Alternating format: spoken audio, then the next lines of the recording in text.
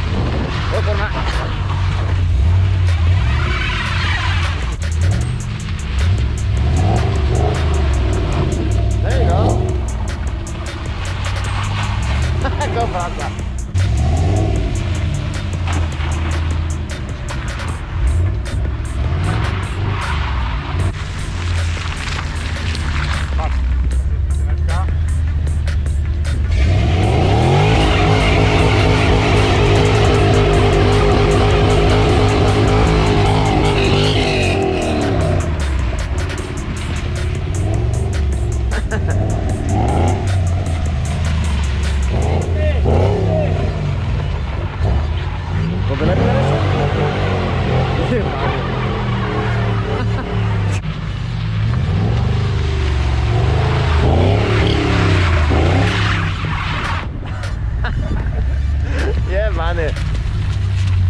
Nice. We go drifting. We go drifting.